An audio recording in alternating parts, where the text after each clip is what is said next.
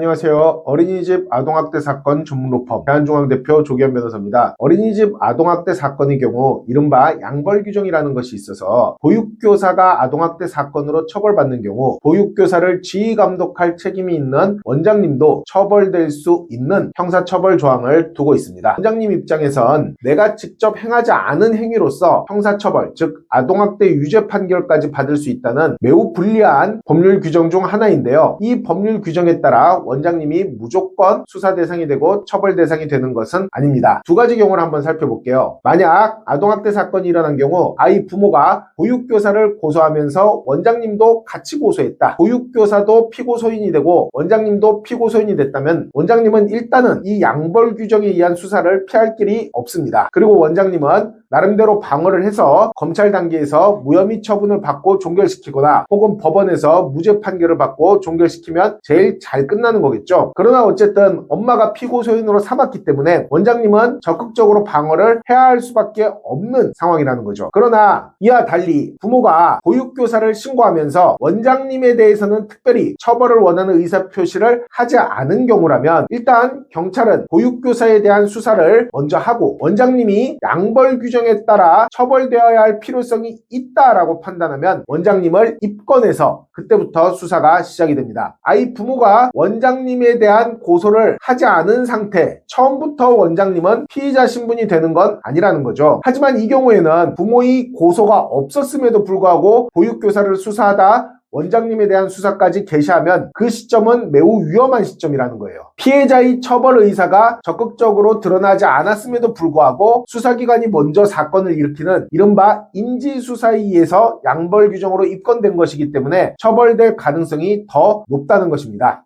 어느 쪽이든 원장님은 이 양벌 규정에 의한 형사처벌을 반드시 피할 수 있도록 적극적으로 아동학대 사건 변호사를 선임하여 대응해야 할 필요가 있습니다. 그리고 이와 더불어 형사사건과 별개로 원장님이 받을 수 있는 또 다른 중대한 불이익, 행정처분도 이루어질 수 있으므로 그에 대한 대비까지 염두에 두셔야 합니다. 행정처분이 이루어진 뒤에 대비하는 것은 상당히 늦습니다. 양벌 규정에 의한 형사처벌이 이루어지지 않도록 우선 대비하고 이에 따라 형사처벌이 이루어지지 않으면 행정처분은 아예 내려지지 않을 가능성도 있기 때문에 행정처분 사건화가 되기 이전이라면 원장님은 형사처벌 방어에 최선을 다해야 할 것입니다. 어린이집 아동학대 전문 로펌 대한중앙대표 조기현 변호사였습니다.